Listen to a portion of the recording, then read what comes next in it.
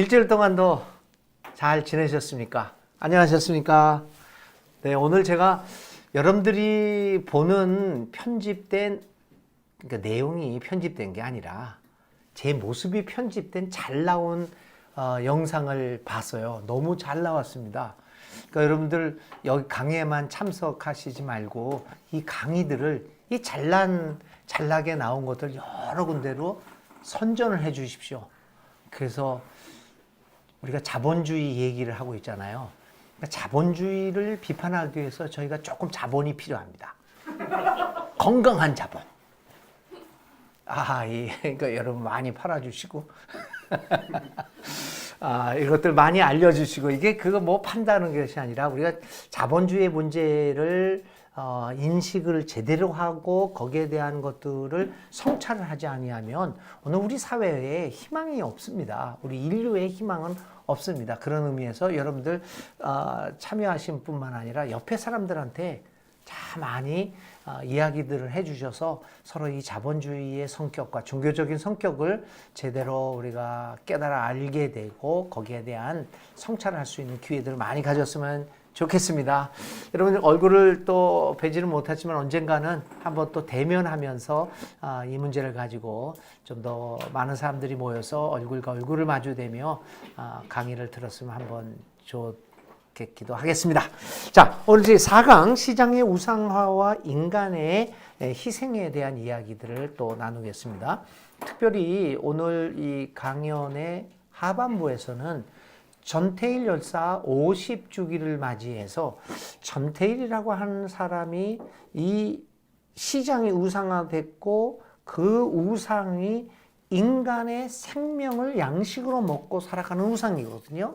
그 우상과 정면으로 도전장을 냈던, 그것도 50년 전에 이 감히 그 우상에게, 거짓 신에게 도전장을 냈던, 그래서 죽을 수밖에 없었던 전태일이라고 하는 한 인간이 남긴 메시지, 그리고 그 전태일이 남긴 그 투쟁이 오늘 상황에서는 어떤 오늘의 우리의 삶을 만들어가고 있는가라고 하는 것들을 살펴보려고 합니다. 자, 첫 번째는 이제 시장 경제와 생명의 희생의 관계는 필연적이다라고 하는 것들을 말씀을 드릴 테고요. 두 번째 차례가 있는데, 두 번째는 시장 경제 변장술. 그건 우리가 첫 번째 강의에서 이미 말씀을 드렸습니다. 이 자본주의라고 하는 것은 놀라운 적응력을 가지고 있다. 그것을 오늘 강의에서는 변장술이라고 말씀을 드릴 수 있어요. 그래서 그 첫째 강의에서는 이 자본주의의 적응력을 조금 더 정책적인 의미에서 우리가 살펴봤던 거 여러분 기억하시죠?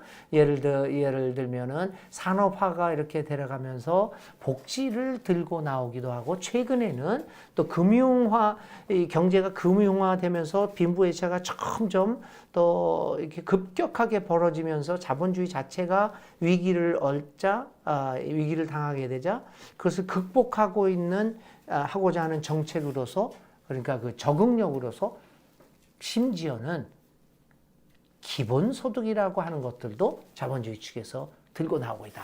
이 말씀을 이제 드렸습니다. 근데 그런 자본주의 적응력들은 어떻게 보면 이제 경제 정책적, 사회 정책적인 면에서 어떻게 적응을 해 나가면서 자본주의가 생명을 이어가느냐라고 하는 것들을 살펴보았는데, 오늘은 이 시장 경제의 적응력이라는 단어가 아니라 변장술이라고 하는 단어로서 이 자본주의가 우리들을 유혹하고 있는 6가지 중요한 어떤 테마들, 아주 대중적인 테마죠, 이거는. 그러니까 아까 말씀드렸지만 복지 정책이라든지 기본소득의 정책이라든지 그리고 사회 단체를 지원한다든지 정치 권력의 평등화를 구한다든지 이런 것들은 좀 더 세밀하고 전문적인 접근이라고 볼 수 있는데, 여기서 얘기하는 변장술은 좀 더 대중적인 면에서 우리 사람들로 하여금 현혹되도록 만드는 그 변장술을 한 6가지 정도로 말씀을 드리겠습니다. 그 다음에 기능적 윤리와 희생주의는 어떤 자본주의가 기능적인 윤리를 만들어냄으로써 새로운 인간론을 만들어내는 거죠.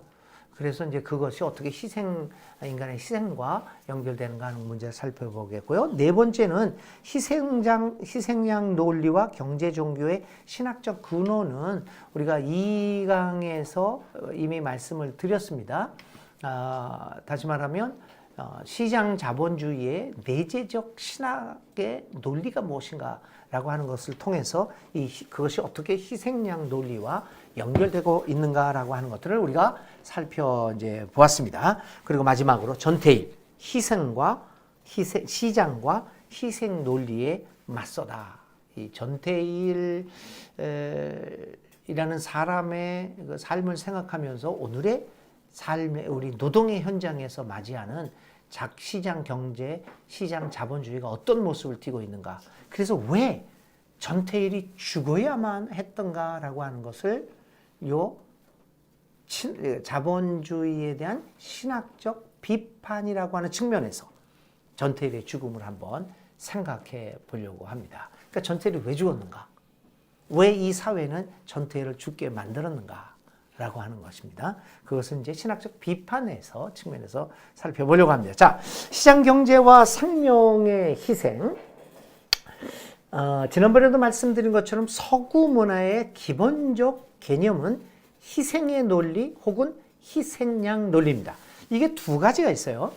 이게 르네 지라르가 얘기했고 또 이제 성정모도 이제 최근에 와서는 20세기에 와서 성정모가 이 희생의 논리에 대해서 설명을 합니다. 희생의 논리라고 하는 것은 우리가 이미 아는 바와 같이 대가 없이 이룰 수 있는 것은 아무것도 없다라고 하는 거죠. 희생 없이는 아무것도 이루어질 것이 성공이라는 건 없다. 그러므로 이 논리가 결국은 사람들이 어떤 그 경제적인 성공을 위해서, 이 자본주의 성공을 위해서 나타나는 필연적 희생에 대해서 정당성을 부여하게 되는 거죠. 사실 여러분들 만약에 기업을 운영하신다고 그러면 그래서 기업의 발전을 위하고 또 수익을 증대하기 위해서 여러분들이 어떤 사업을 벌여요. 그런데 이 사업을 벌이는 가운데서 나와 같은 종류의 경쟁하는 회사를 비참하게 만들어서 그 회사들을 병합하는 관계, M&A라고 하는 것, 그런 것들 있잖아요. 이 M&A라고 하는 시장이 이 Merge and Association이라 말하네요. 그러니까 흡수하든지 병합하든지, Merge 이렇게 싹 이렇게 이렇게 엉클어지다 이렇게 딱 이렇게 되죠. 그 Association이 이렇게 쫙 병합을 하잖아요. 이 M&A의 작업이 거기에서 일하는 변호사들이 있어요. 굉장히 냉철합니다. 아주 냉혹하지 않고서는 이 M&A가 이루어질 수가 없는 거죠. 아주 냉철합니다. 굉장히. 그런데 그런 일을 하면서 그래서 저쪽에 병합되거나 이제 망해가는 회사에서 거기 기업인이 자살을 한다든지 거기에 속해있던 노동자들이 형편없이 길거리로 내몰리고 그런 경우도 당하거든요. 사실 일말에 좀 동정심이 안 생길까요? 생길 수도 있죠. 인간이니까. 그런데 그 일말의 동정심이 금방 없어집니다. 그 이유는 뭐냐면 희생의 논리가 있기 때문에. 이건 어쩔 수 없는데 이거는 필연적인 희생이다. 그래서 자본주의에서 우리가 오늘 우리 대부분의 사람, 기독교인들을 포함해서 이 자본주의 체제에 종속되어 있는 사람들의 가장 큰 문제는 이 희생의 논리, 필연적 희생이라고 하는 그 생각을 갖고 있다는 겁니다. 그게 사실 이게 기독교의 예수님의 사상과는 절대적으로 다른 것임에도 불구하고 지난번에도 말씀드렸지만 우리 1강에서 얘기했잖아요. 안셀름의 그 대속의 신학이 어떻게 이 자본주의의 생각들을 만들어냈고 우리 기독교인들이 이 대속의 논리 안셀름의 신학에 알게 모르게 물들게 되면서 이 필연적 희생이라고 하는 것들을 우리도 신앙적으로 받아들이게 되었다라고 하는 것을 보았습니다.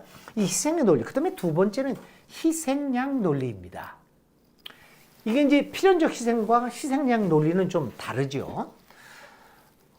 이런 희생 논리라고, 희생양 논리라고 하는 것은, 자, 이렇게 필연적인 희생을 통해서 경제가 발전을 하고 자본주의가 발전을 해야 되는데, 근데 그 일들이 제대로 이루어지지를 않습니다. 근데 그러면 왜 이렇게 했는데 이런 좋은 결과를 내놓지 못할까라고 하는데 의문이 생기게 되죠. 그것을 합당하게 합리적으로 설명을 해야 됩니다. 거기에서 등장하는 것이 이제 희생양 논리죠. 그래서 서구의 개념에서는 이렇게 희생의 논리와 희생양 논리가 안셀름의 신학이나 이 기독교 신학과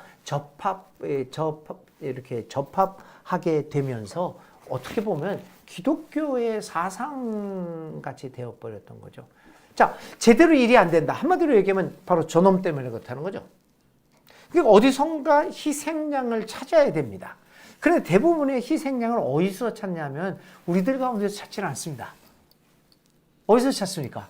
이 사회에서 가장 소외되고 박해받는 힘이 없는 사람들, 이런 사람들을 합니다. 우리나라에서도 범죄 집단이요, 대포폰을 만들잖아요. 그럼 저한테 와서 대포폰 할까요? 안 합니다. 누구한테 합니까? 저기서 길거리에서 사는 사람들, 그 사람들은 가족도 없죠. 뭐 어떻게 잘못했을 때 항의 한번 누가 하나 프로테스트 할 사람도 하나도 없죠. 죽어도 어느 누구도 찾지 않지 않습니까?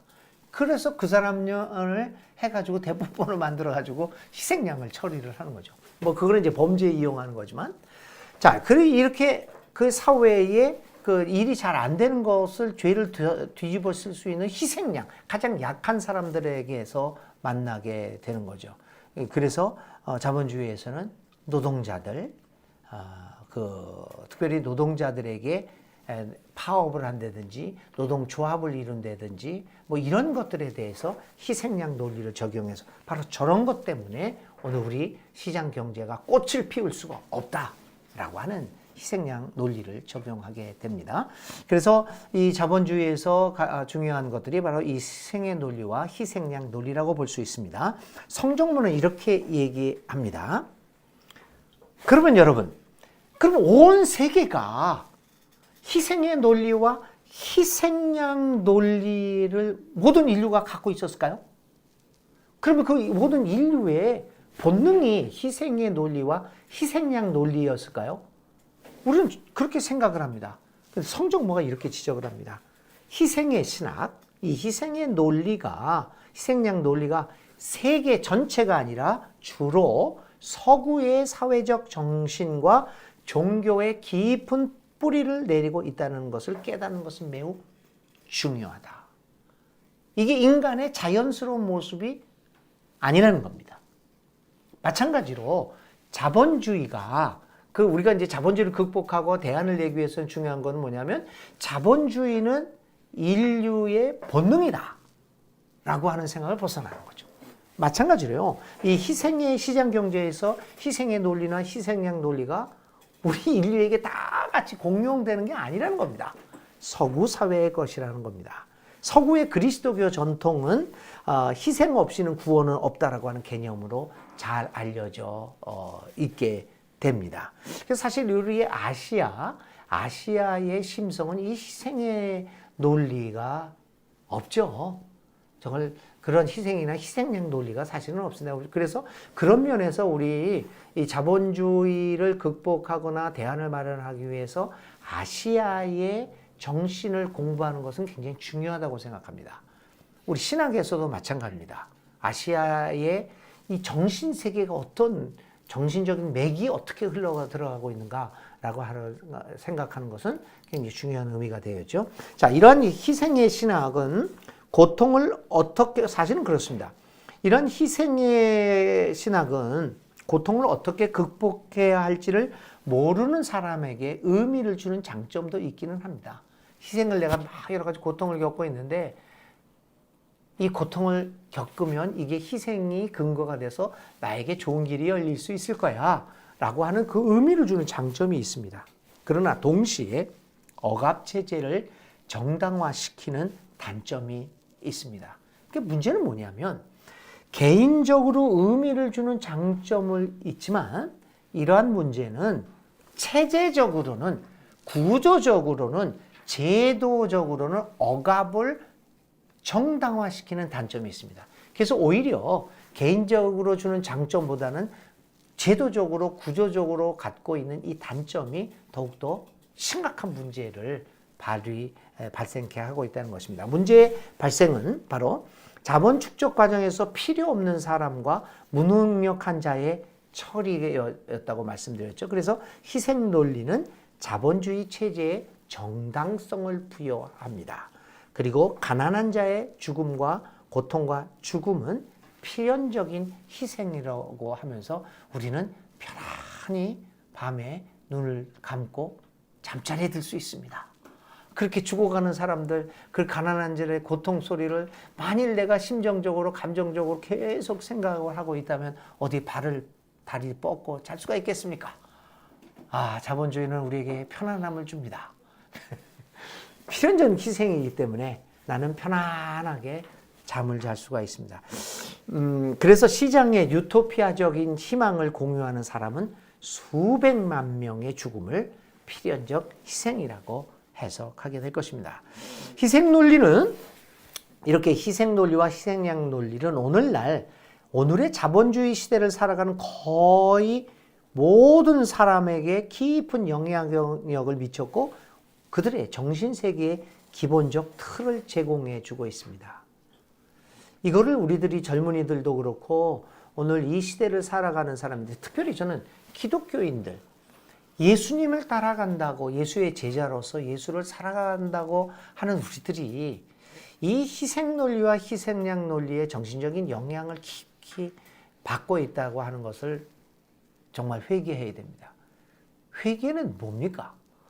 회개는 내가 가지고 있던 것들을 돌이킴 아닙니까? 메타노이아? 돌이킴 아닙니까? 근데 이 행동의 돌이킴도 중요합니다. 거짓말 하던 사람이 거짓말을 안 하고, 도둑질 하던 사람이 도둑질을 안 하고, 여러 가지 그런 행위를 돌이키는 것도 있지만, 이 마음과 정신의 기본을 뒤바뀌게 만드는 것도 아주 중요한 회개의 요소가 됩니다.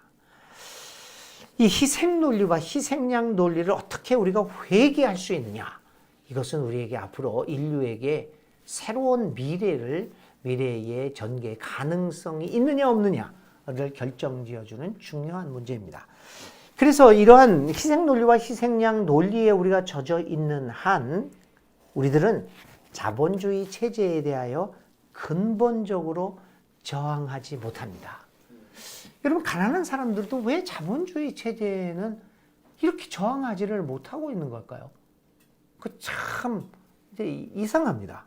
그 이유는 바로 이거죠.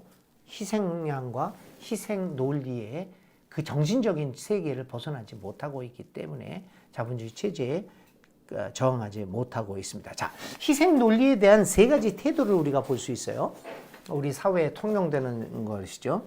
첫 번째는 지금까지 우리가 이야기한 것처럼 경제, 사회, 그리고 정치, 문화 등 전반적인 삶의 영역에 있어서의 발전을 위한 희생의 요구를 정상적이고 자연적인 것으로 받아들인다. 그러니까 그것은 인류의 본능이다라고 하는 태도입니다.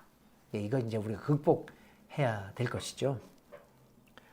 우리들 교육에서도 아이들 교육할 때도 이 희생 논리들 우리 부모님 되시는 여러분들 다 그렇게 하지 않았습니까? 저도 그랬고 다 희생 논리를 정상적인 것은 아닙니다. 유효할 수는 있습니다. 경우에 따라서. 그러나 그것이 인간의 정상적이고 본능적인 것은 아니라는 사실입니다. 두 번째는 늘 우리는 이렇게 생각을 합니다. 발전을 위한 희생이 충분하지 않다고 생각하며 살아갑니다. 이런 태도를 갖고 있죠. 세 번째, 이게 우리들의 착각이죠. 자신은 희생되지 않는다는 착각 혹은 기대 속에서 살아갑니다. 가슴 아프죠? 이야기 들으니까. 남의 희생을 보면서 그래, 이거는 우리 사회를 위한 발전을 위한 어쩔 수 없는 거지. 가슴 아프지만 우리가 눈 땅 감고 이겨나가야 돼요. 파이팅 합시다. 이렇게 얘기를 합니다. 근데 그렇게 이야기하는 이유는 뭡니까? 그런데 여러분, 내 가족이 그 희생에 들어간다고 있다면 여러분 그거 어떻게 하겠습니까? 반대할 수밖에 없겠죠. 그러니까 근데 왜 그런데 이렇게 하고 있냐면 이 세 번째 나는 그 희생에는 포함되지 않는다는 착각을 갖고 있죠.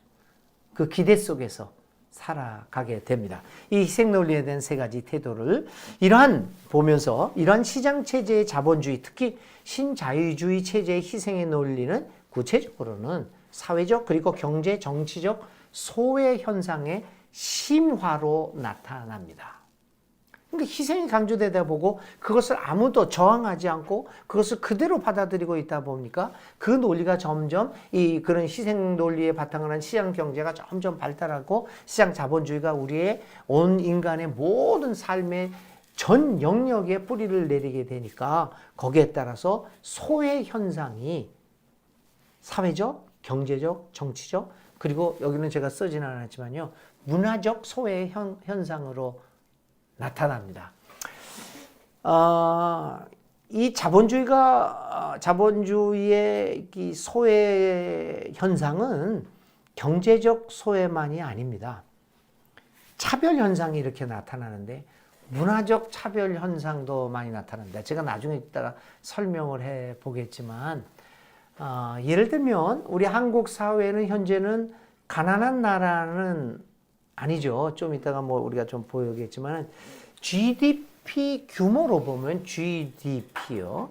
그러니까 한 해에 그 나라가 생산했던 모든 재화의 총합이 이 GDP잖아요. 예전에는 우리 여러분 기억나시죠? GNP로 했잖아요. 개인 소득이 10,000불이다 20,000불 그걸로 이렇게 따졌지만 최근에 와서는 GNP가 아니라 GDP를 이야기를 하게 됩니다.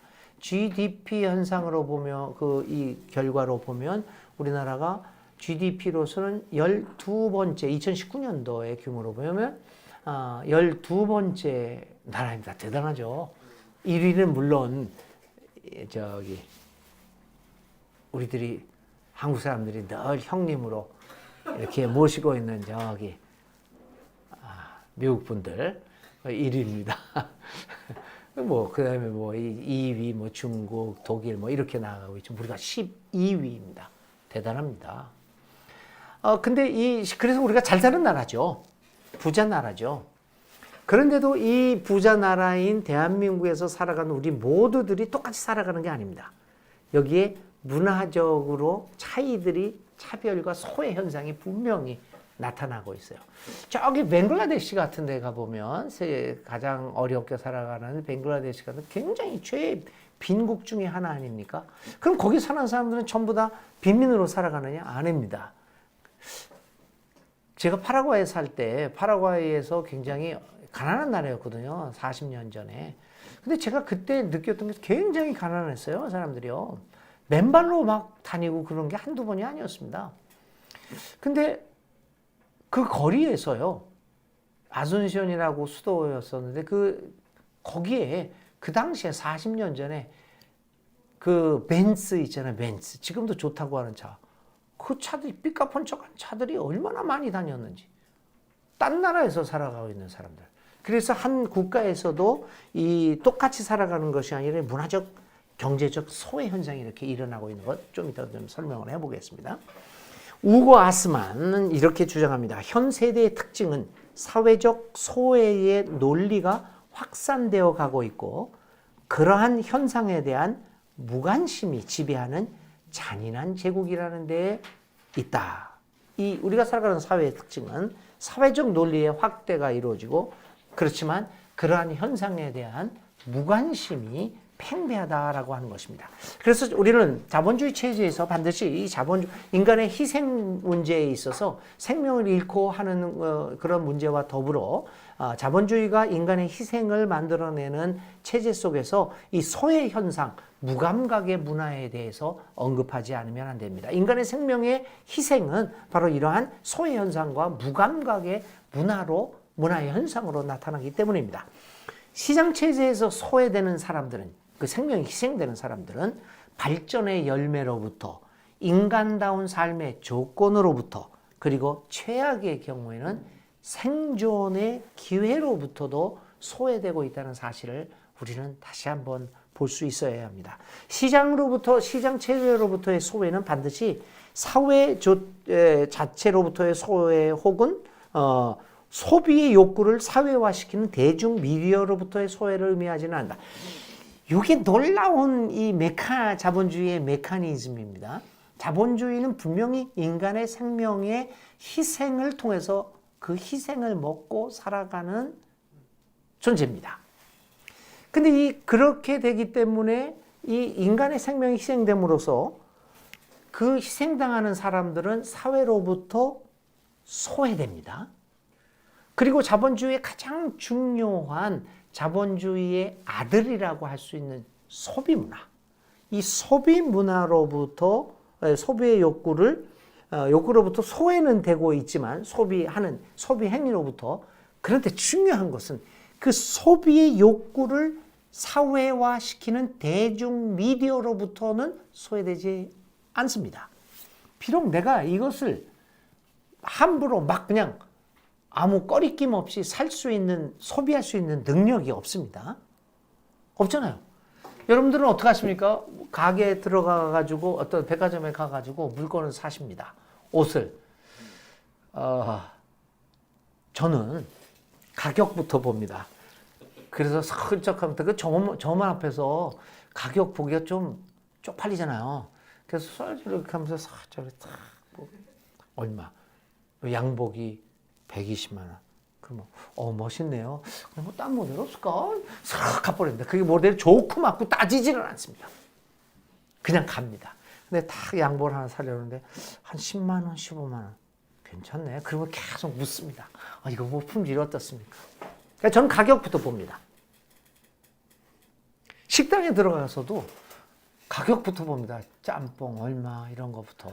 오늘도 우리 목사님이 밥을 사줬어요. 참 만두국을 먹자고 그러더라고요. 만두국 좋다고 그래요. 그래서 만두국을 탁 먹으러 들어가면서 저희가 제일 먼저 본 게 가격 표시판입니다. 7,000원이더구만요. 그런데 거기에서 싼 게 있었어요. 6,000원짜리가. 그 순간 제가 흔들렸습니다. 평화교회 연구소 돈도 많지 않은데 저거를 먹을까? 그거 비빔밥이었어요. 6,000원입니다. 그렇게 봅니다. 그런데 대부분 부자들은요, 묻지 않습니다. 제가 한 20년 전에, 지금 베버리 힐이 좀 후져졌는데, 그때 한 20여 년 전에도 베버리 힐 가면은 이 최고급 그 옷들이 있어요. 그래서 제 아들하고, 그때 아들이 이제 LA에서 살고 있었는데, 아들하고 이제 가가지고, 야, 구경이라도 하자. 그럼 이제 그 가게로 들어갔어요. 그 옛날 하는 버릇처럼 가격표가 없는 거야. 거기에 물건에요. 그래서 내가, 야, 한번 가격이라도 좀 알아보자. 얼마나 하나. 그래서 내가 물어보러 가려고 했더니 점원한테, 아들이 툭 치면서, 아빠, 여기서는 가격 묻는 거 아니야. 그래서, 왜? 여기는 가격 묻지 않고 마음에 드는 거 그냥 사는 데야. 가격을 묻는 것 자체가 이거는 모욕이죠. 그러니까 소비를 못합니다. 이거는 가격을 묻지 않고서는 소비를 못합니다. 그런데 이것을 나중에 소비하게 돼요. 왜 그러냐? 자본주의 체제는 이 소비의 욕구를 사회화시키는, 그러니까 사회화시킨다는 건 뭐냐면 돈이 있고 없고를 넘어서 사회화되는 거야. 모든 사람들이 공유하게 만드는 거죠. 그걸 어디를 통해서 합니까? 미디어로부터. 그러니까 우리가 경제적, 사회적, 그리고 실제로 소비 활동에서 소외는 되고 있지만 이 소비의 욕구를 일으키게 만드는 자본주의의 천병인 미디어로부터는 소외되지 않습니다. 그래서 생전 그런 거 하나 사보지도 못하면서도 명품, 소위 명품이라고 하는 이름을 꿰뚫고 있는 아이들이 수두룩합니다.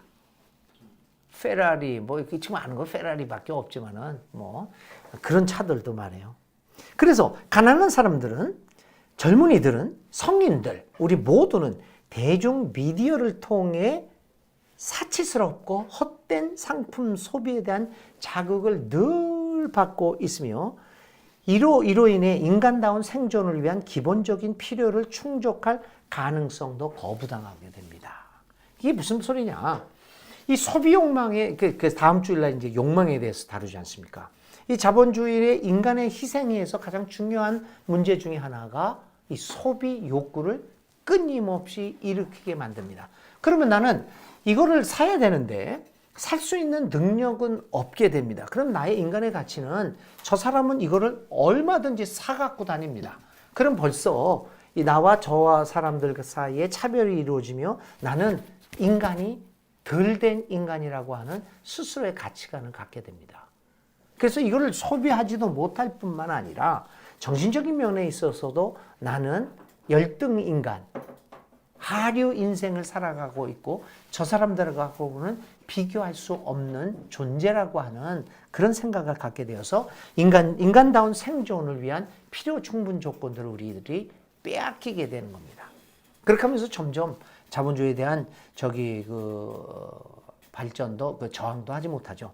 자, 이렇게 소외 과정이 결국은 사회, 정치, 경제, 문화적인 소외 과정이 이루어지면서도 불구하고 소비 욕망을 일으키게 만드는 대중 미디어로부터는 소외당하지 않는다. 이게 참 아이러니한 문제죠. 자, 이러한 문제들의 실상을 깨닫고 우리들이 더욱더 한번 성경의 말씀처럼 깨어 있으라라고 하는 말이 이런 의미가 아니겠습니까? 자, 이런 정치, 사회, 경제, 문화의 소외 과정의 근본적인 원인은 무엇이냐? 뭐 여러 가지로 말씀드릴 수 있지만 자본주의를 비판하는 의미에서 이렇게 또 경제적인 의미에서 살펴보면 무엇보다도 구조적 실업입니다. 이 구조적 실업은 경제 발전을 통해 극복되거나 순화될 수 있는 일시적인 상황이 아닙니다. 거대한 기업의 순이익 증가, 노동자를 해고시키는 구조 조정, 그에 반해서 주식 가치는 더욱 증가하는 이러한 상황에서 단순히 뭐 일자리를 조금 창출해내고 하는 것을 자영업에게 좀 이렇게 보조를 해서 조금 더 장사를 잘 되게 하고 이러한 경제 발전을 통해서 극복되어지는 문제가 아닙니다. 구조의 문제가 해결되지 않고서는 안 되는 거죠. 그러니까 거대한 기업의 순이익이 증가하고 노동자를 해고시키는 구조 조정의 문제가 해결되지 않고 주식 가치는 생산성과는 상관없이 증가되어지는 이런 왜곡된 경제 구조들이 개선이 되지 않고서는 이 구조적 실업은 해결이 될 수 없고 해결이 될 수 없다면 이러한 소외 현상은 더욱더 이렇게 심화되어져 갈 뿐이죠. OECD 평균 실업률은 2020년도에 10월에 9% 정도를 이루고 있습니다. 코로나로 인해서 더 심해졌다라고도 볼 수 있습니다. 2020년 10월 말에 미국에서 전 세계에서 약 8천만 개의 일자리가 사라졌습니다. 근데 그렇지만 그 구조적으로 대기업들이 손해를 본 것들은 아닙니다. 주식이 또 떨어진 것도 아닙니다. 여러분 지금 오늘 코스닥이나 이런 거 보면 코스피나 코스닥 이런 거 보면은 떨어졌으니까 떨어지는 사진이 다시 올라가고 이게 여러분 이상하지 않습니까? 왜 이렇게 돼야 되는지 지금 코로나19로 인해서 생산력이 떨어지지 않습니까? 소비가 떨어지지 않습니까? 그럼 주식도 떨어져야 되는 건 아닙니까? 경제가 이렇게 뒤로 쳐져 있는데 근데 주식은 그렇게 되지만은 않습니다. 그러니까 이 경제의 생산성과 오늘 자본주의에서의 부의 형성이 따로따로 놀고 있는 걸 우리가 볼 수 있어요. 그거 이제 조금 좀 이따 얘기할 것이지만 부의 금융화, 경제의 금융화 때문에 그렇습니다. 자, 구조적 실업 중에서 크게 이제 세 가지 이유를 들 수가 있는데 현대 경제의 세계화입니다. 이 이야기는 뭐냐면 경제의 세계화라고 하는 것은 자본과 기술의 이동을 용이하게 만들었다는 겁니다. 국경이 없어진 거죠. 그러니까 삼성전자가 여기에서 일을 하다가 어느 순간 걷어가지고 지금 어디로 갔나요, 우리가? 중국으로 갔다가 베트남 가고 그러잖아요. 애플은 어떻게 됩니까? 애플은 미국에서 생산하지 않습니다. 애플은 여러분들이 쓰고 있는 아이폰은 중국에서 생산하다가 지금 제가 언뜻 기억하기로는 베트남으로 갔다. 그러니까 이런 것들이 자본과 기술들은 쫙 움직이게 됩니다. 더 싸구려를 찾아가지고요. 그러니까 노동법이 약하고 노동자재를 좀 더 착취할 수 있는 지역으로 순식간에 옮겨갑니다. 여기다가 탁 하면 또 저쪽으로 가고 얼마나 빠르게 돌아다니죠. 이게 현대 경제의 세계화의 문제죠.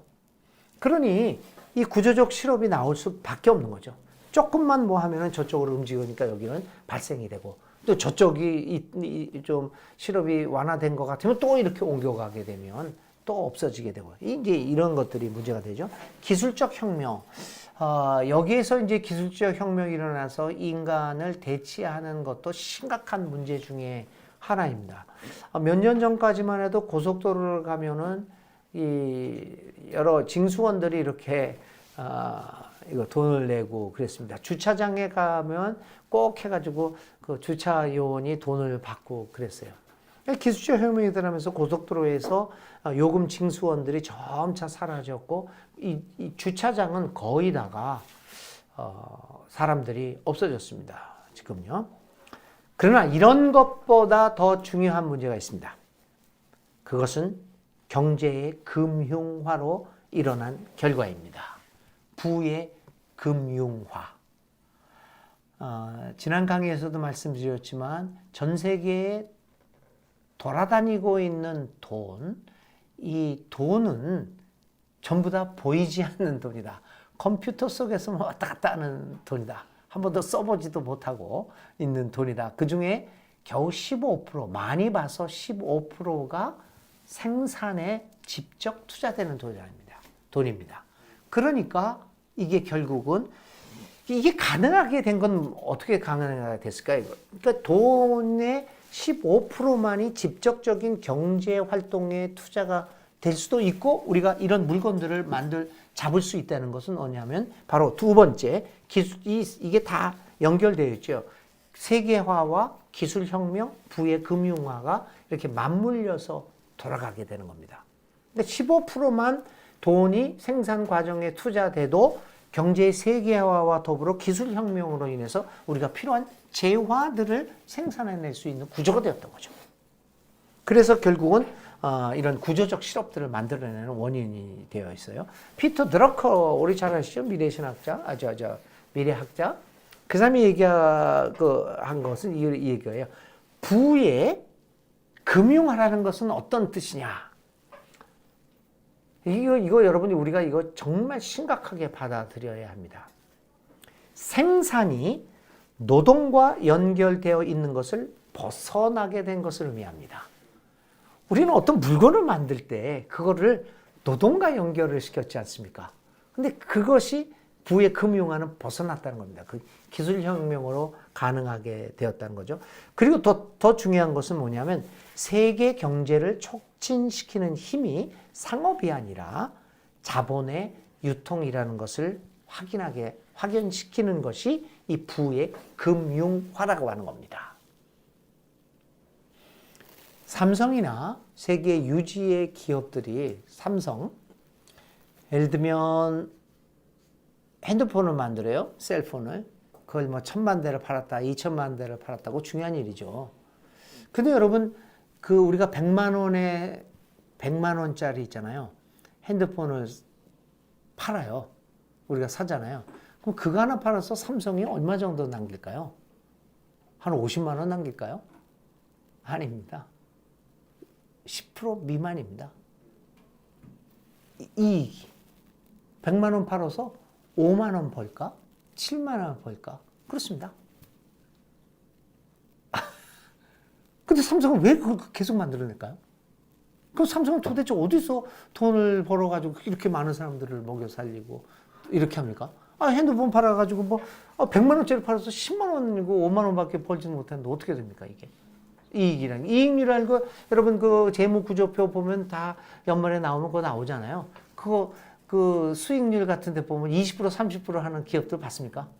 생산품에? 아닙니다. 많아야 10% 10%도 대단한 거죠. 그럼 삼성 어디서 부자가 됐습니까? 이건이 얼마 전에 세상 떠났는데 뭐 몇 조라고요? 그게 은행에 있는 돈입니까, 그게? 아니죠. 삼성이 돈 버는 거는 이거 셀폰 팔아가지고 거기 수익이 남기는 게 아니라 주식입니다. 부의 금융화죠.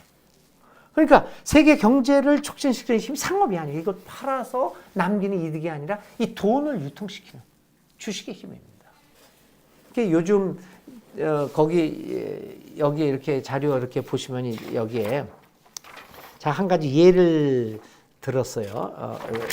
4강에 이렇게 보시면 몇 장이냐면 3페이지 보시면 부의 금융화에 대해서 이것이 얼마나 무서운 문제인가라고 하는 것을 나왔어요. 이게 이제 2040 회사원 20대에서 40대 회사원들의 이게 어디에 나온 거냐면 그 나움뉴스에 나왔던 겁니다. 11월 28일자 뉴스입니다. 쭉 읽어보시면 뭔 얘기가 나오냐면 20대, 40대 이 회사원들이 시간만 되면 이 주식, 그러니까 아침 8시인가가 딱 되면 주식이 개장을 하잖아요. 모든 사람이 핸드폰 들고 누른답니다. 그러니까 주식 투자를 하는 거죠. 한 달에 뭐 어떤 여기서 보니까 뭐 320만 원을 번대요. 그 320만 원은 뭐 하는 데 쓰느냐? 이 나의 부를 늘리는 주식에 투자하는 그 가장 기본적인 도구를 주는 게 회사 월급이라는 거죠. 이 회사가에서 내가 먹고 사는 게 아니라는 겁니다. 이게 주식이. 그러니까 지금 세계 경제를 움직이는 것은 이런 생산이 아니라 이런 주식입니다. 주식이 올라가고. 그러니까 삼성이 먹고 사는 것은 주식입니다. 핸드폰이 아닙니다. 우리 착각을 하죠. 텔레비전 팔아서 냉장고 팔고 셀폰 팔아서 먹고 산다 그러는데 그걸 파는 이유는 주식값을 올리려고 하는 부의 금융화죠. 이게 이제 결국은 우리를 헛된 욕망에 사로잡히게 만들고 결국 구조적 실업을 만들어내는 겁니다. 막스 베버는 기독교 윤리와 자본주의 정신에서 이런 것들을 도치 상황이라고 이야기를 합니다. 왜 우리가 열심히 돈을 법니까? 살기 위해서예요.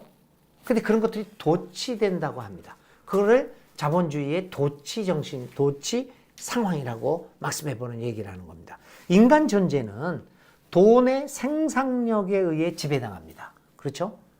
구매는 삶에 있어서 최종 목표입니다. 이게 도치된 거죠. 삶의 목표는 나의 생명이었는데 이제는 그러기 위해서 구매를 했는데 이제는 구매가 나의 생애를 결정짓는 도치 현상들. 이 자본주의 체제에서는 이러한 도치 현상들을 아주 자연스럽게 받아들이게 만듭니다. 자, 경제적 구매는 인간의 물질적 필요를 충족시키는 도구로서 인간 존재에 종속되어 있지 않다. 구매라고 하는 것은 이제 나에 의해서 컨트롤되는 것이 아닙니다. 뭐 저도 그렇지만 저는 시계를 좋아하거든요. 손목시계. 난 이러면서 이거 사실 이 자본주의 비판의 강의를 하면서 무지 회개를 하는데 그렇다고 이거 버릴 수도 없고 이번에도 하나 사려고 했다가 사실은 이 강의를 시작하면서 이 강의 끝날 때까지만 참자 그랬어요. 끝나고 나서 살지는 모르겠습니다. 이게 이제 시계인데요. 제가 이거 시계를 하는데 이거 사실 이거 하나 차고 있으면 이거 10년, 20년 사요. 이거 뭐 그렇잖아요. 그런데 이 시계가 제가 굉장히 많아요. 근데 그때 필요해서 산 게 아니라 하든 뭐 이렇게 구매라고 하는 게 나를 이끌어 가더라고. 그래가지고 아침마다 나올 때마다 제가 하는 패션 중에 하나가 여러분 시계가 여러 가지 있어. 뭘 차고 갈까? 경제적 구매는 인간의 물질적 필요를 충족시키는 도구로서 나의 존재에 종속되어 있지 않습니다. 이제 구매는 자본주의에서는 다른 힘을 갖고 오히려 우리를 종속시키고 있습니다. 이게 도치현상이라는 거죠. 근데 이 도치 현상이 비이성적이잖아요. 어떻게 이게 나를 지배하고 있어? 이거 도치 현상입니다. 이건 비이성적입니다. 그런데 자본주의에서는 지극히 당연한 겁니다. 이게 자본주의의 원리입니다. 그래서 인간 생명의 희생이 그렇게 손쉽게 일어날 수 있는 것은 상품이, 돈이, 수익이, 회사의 주식 가치의 증가가 인간 존재를 종속시키고 있기 때문에, 인간 존재가 거기에 종속되어 있는 도치 현상을 그대로 받아들이기 때문입니다. 근데 이러한 자본주의의 모습들을 우리가 경제적으로 또 사상적으로 철학적으로 이렇게 이해할 필요가 있다는 것이죠. 자, 그래서 이 자본주의는 인간 희생을 당연하게 여기는 이유 중에 하나가 부의 축적이 인간을 지배하고 있기 때문입니다. 전 근대 사회에서 자본주의가 전근대 사회라고 하는 것은 뭘 얘기하냐면 자본주의가 체제로서 자리를 잡기 이전의 세계를 얘기합니다. 그 시대에는 인간은 생존하기 위해 노동했습니다. 제가 제일 잘 쓰는 말 중에 하나가 뭐냐, 우리 그 교회에서 담임할 때도 우리 부목사님들하고 열심히 일을 해요. 12시간 했는데도. 그러면 목사님들 우리 밥 먹으러 가야지. 그러면 목사님 저 일이 좀 남았는데요. 그러면 내가 뜨한다는 게 이거 다 먹자고 하는 짓이지 뭐. 먹자고 하는 짓인데 생존하기 위해서 노동하는 거거든요. 그런데 자본주의 사회에서는 인간은 부를 축적하기 위해서 살고 있습니다. 살기 위해서 노동하는 것이 아니라 부를 축적. 그래서 현대는 경제 세계와 기술 혁명 그리고 생산력을 크게 향상시킨 생산 경영의 새로운 형태와 함께 노동 축소 프로그램을 통해 기업 자체와 주식 투자가 기업 임원에게 엄청난 수입을 발생케 하고 있습니다. 그게 자본주의의 원리죠. 그러니까 기업인들에게 가장 엄청난 수익을 발생케, 부의 축적이 목적이니까 거기에 따라서 노동을 축소시켜야 되고 경제를 세계화시키는 그런 일들을 합니다. 네 번째, 생산을 위한 직접적인 연관성 속에 존재하던 금융체제와 생산체제의 결별의 심화가 일어납니다.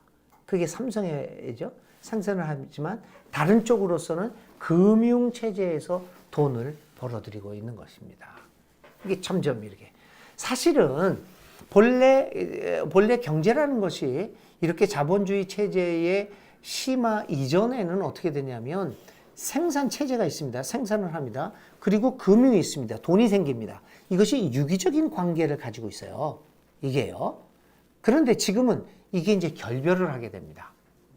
그래서 이 생산하는 것과 돈은 서로 따로 놀게 됩니다. 그래서 많은 기업인들이 이 생산에 대해서 관심을 쓰는 것보다는 주식의 변화에 대해서 더 관심을 쓰게 되는 것입니다. 부의 금융화는 그래서 가상적인 부로서 화면에 보여지는 숫자로만 나타나고 있습니다. 문제는 이러한 논리를 비이성적이라고 비판하는 행위가 베버 자신이 말한 것처럼 순진한 시각으로 치부되고 있다는 데 있습니다. 여러분들은 우리 모두는 자본주의가 어떤 체제나 인간이 만들어낸 가장 합리적이고 이성적인 체제라고 말을 합니다. 그런 말 많이 들어보셨을 거예요. 자본주의 체제는 가장 이성적이다. 그런데 마틴 베버의 이야기를 들어보더라도 우리가 한번 이렇게 자본주의의 모습을 살펴보면 좀 더 차분하게 들여다보면 이 도치 현상부터 시작해서 비이성적인 것들의 총합이 자본주의라고 말할 수 있어요. 근데 우리가 그것을 비이성적이라고 비판하면 너 모르는 소리 하지 말아라. 이렇게 해야지 돈을 버는 것이지 라는 생각을 그런 비판을 받게 됩니다. 미셸 알베르라고 하는 파리의 미래연구와 국제정보센터 회장은 이렇게 얘기합니다. 수익, 돈 버는 것, 무엇을 위한 것인가? 이러한 질문은 절대로 하지 말라. 성전에서 추방당하고 말 것이다. 왜냐하면 이러한 질문은 수익의 목표는 수익이다 라고 하는 새로운 신조의 첫 번째 조항에 대한 불신앙을 보여주고 있기 때문이다. 이것은 절대 양해될 수 없는 상황이다. 돈을 왜 법니까? 여러분은 왜 돈을 벌기를 원하십니까? 가족들 잘 먹이고 아이들한테 이번에도 불쌍한 오리들, 거위들 털을 뽑아서 패딩, 롱패딩 사주고 싶어서 돈을 벌지 않습니까? 그건 그럴만 해도 괜찮은 거죠. 무엇을 위한 목적이 있으니까. 근데 자본주의는 결코 그런 목적으로 돈을 버는 것이 아니라 수익을 남기기 위해서 돈을 법니다. 수익의 목표는 수익입니다. 그렇지 않으면 자본주의에서 쫓겨나게 됩니다. 여러분 한번 생각해 보세요. 수익의 목표는 수익이다. 이게 얼마나 비합리적이고 비이성적인 이야기입니까? 그런데도 우리는 그것을 가장 이성적인 인간의 생각이라고 생각합니다. 이게 얼마나 우리가 이렇게 이러한 어처구니 없는 일을 하고 있습니다. 비이성적인 것을 아무런 이성적 비판도 없이 받아들이는 것. 그렇죠? 비이성적인 것을 어떠한 이성적 비판도 없이 그대로 받아들이는 행위를 여러분들은 어디서 가장 많이 보십니까? 종교에서 보죠. 아주 간단합니다. 자본주의를 종교적으로 비판하지 않을 수 없는 이유가 아주 간단합니다. 이 자본주의에서 이런 신자유주의 속에서 생각하는 모든 행위들이 종교의 행위이기 때문입니다. 일반적인 사회 속에서, 일반적인 행동 속에서는 우리는 비이성적인 것들을 받아들일 수 없습니다. 왜냐하면 이성적인 교육을 이미 받아왔기 때문이 아닙니까? 여러분, 너 나한테 예를 들면 이게 50원이었어요. 그러면 내가 이걸 여러분들한테 100원으로 판다고 그래요. 이거 비이성적인 거잖아요. 50원짜리는 어떻게 100원에 팝니까? 안 받아들이시죠. 비이성적인 행동이니까요. 그런데 자본주의 사회에서는 이거는 아무것도 아닌 그냥 화면상에만 나타나는 액수예요. 근데 그걸 그대로 다 받아들이고 있지 않습니까? 이거 신앙 아니고서는 어떻게 여러분들 이런 행위를 하십니까? 와, 가끔가다 우리 교회에서 보면, 저는 그런 거 절대 안 했지만 목회생활 중에서 어떤 교회에서는 자기 집을 교회 건축할 때 멀쩡히 사는 자기 집을 팔아가지고 자기는 저 지하 새방으로 가고 교회 건축, 하나님 나라를, 하나님이 좋은 집에서 살기를 원하시는 분이라고 그래가지고 자기 집을 다 팔아가지고 그걸 몇 억을 갖다 바치고 자기는 저쪽 지하방에서 그 습기 찬 데서 기생충에 나오는 그 방에서 살아가요. 종교니까 가능한 겁니다. 이게 바로 비이성적인 것을 그대로 이성적 판단 없이 비판 없이 받아들이는 것이 이 시장 체제의 문제죠. 자, 무한정한 부의 축적의 결과는 어떻게 할까요? 이것이 이제 인간의 생명의 희생과 다 관련이 있습니다. 기후 위기입니다. 탐욕은 현재 인류의 삶을 가능케 하기 위하여 수억 년에 걸쳐 형성되었던 환경 체제를 일시에 파괴하고 있고요.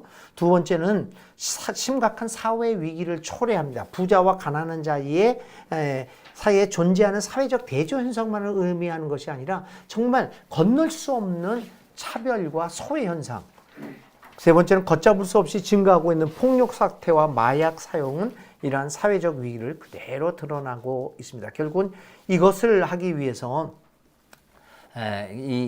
이러한 그 무한정한 부의 축적의 결과는 결국은 우리 사회를 우리가 전혀 상상할 수 없는 이 결과를 갖는 이 사회로 만들어 갈 것입니다.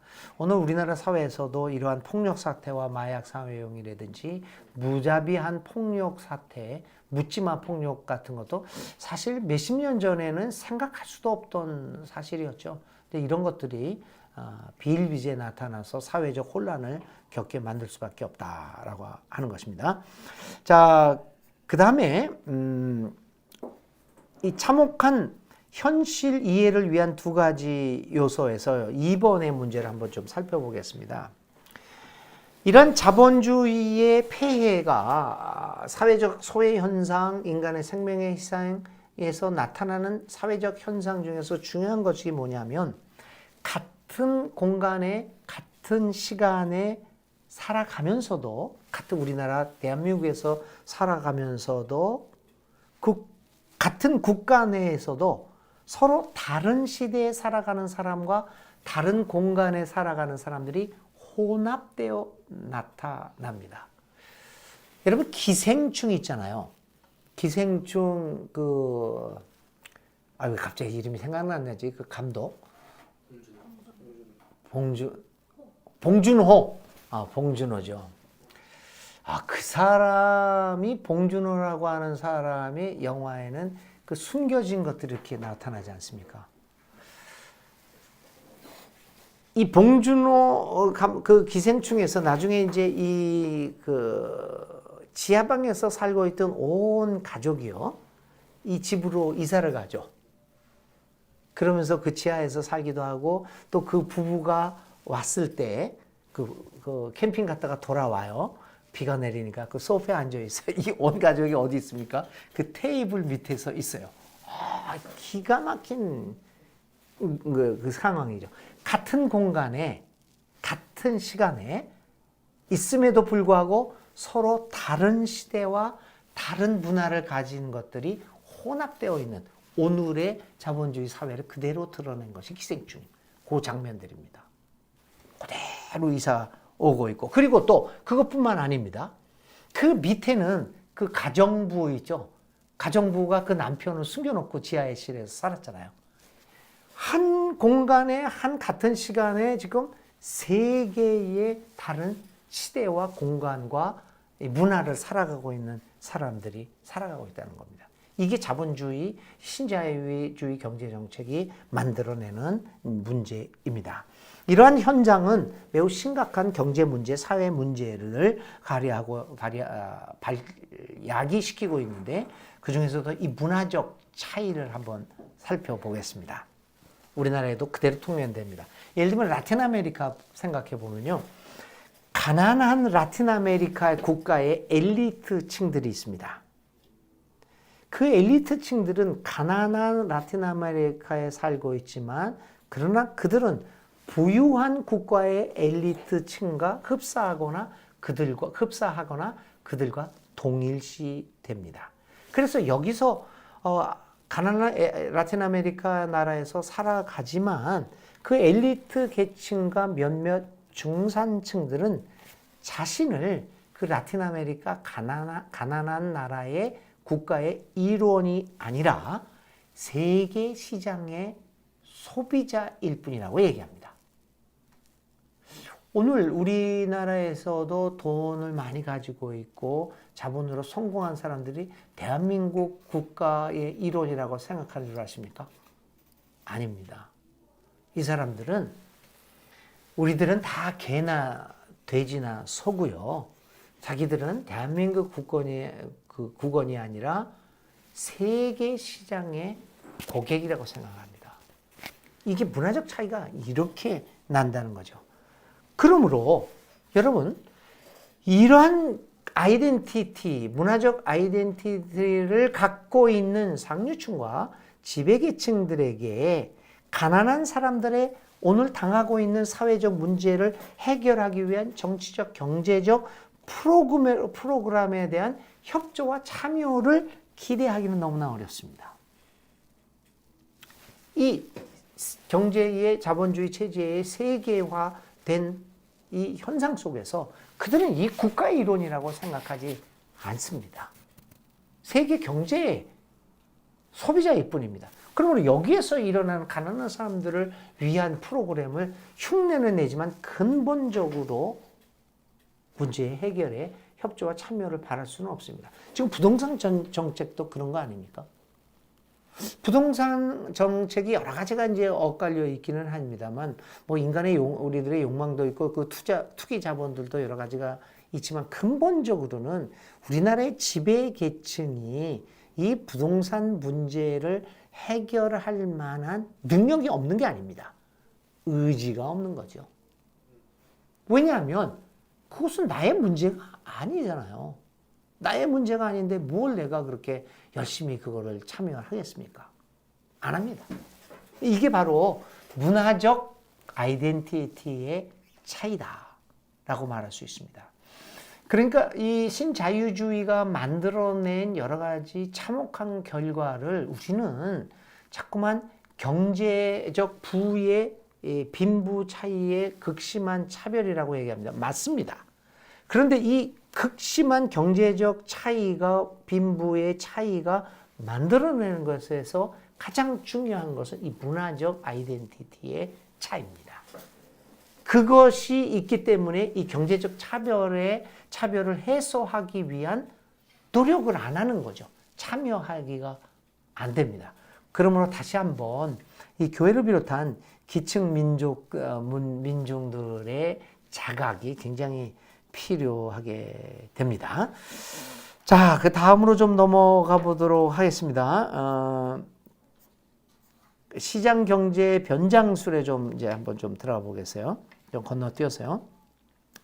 지난번에 시장 경제의 자본주의의 적응력에 대해서는 좀 더 사회, 정치, 경제, 정책 면에서 얘기했다면 이 시장 경제의 변장술은 그냥 일반적인 대중에게 이 자본주의를 시장 경제를 설명하기 위한 어떻게 보면 간단한 진술들을 이야기하고 있습니다. 이거 이제 옥스팜 같은 데서, 그러니까 영국의 옥스팜 있잖아요. 세계 기아 그거 얘기하는데 거기서 있는 이야기들을 중심으로 여러분들한테 한번 소개를 하고 있습니다. 소개를 하는 겁니다. 옥스팜 같은 경우에서는 이러한 시장 경제의 변장술에 대해서 아주 조목조목 현장의 예를 들면서 이제 비판을 하는 것이죠. 시장은 항상 오르며 정부의 역할은 최소화되어야 된다. 근데 이게 이제 여러 가지 시장 정책이 아니라 간단한 진술로서 우리를 향해서 자본주의를 저항하는 사람들에게 설득하기 위한 아주 간단한 진술들이죠. 시장은 항상 옳다 이거죠. 항상 신이 옳듯이, 그러니까 저기 뭐가 신정론이라고 있잖아요. 우리가 신학에서 신이 정당하다라고 하는 것을 늘 이론적으로 밝히는 신정론이라는 것이 있는데 이거는 장정론입니다. 시장은 항상 정당하다. 그 신정론을 뭐라 그러지? 모르는 건 넘어갑시다. 지금 강의를 하고 있는 사람도 모르는데 뭐 여러분들은 알고 있지만 저는 모르고 있고 지금 생각이 안 나요. 그러니까 넘어갑시다. 시장은 항상 오르며, 이거를 또 어떻게 영어로 한번 표현해 보려고 그랬는데 안 됐습니다. 정부의 역할은 최소화돼야 된다라고 하는 것입니다. 근데 사실 이 말이 얼마나 웃기는 말입니까?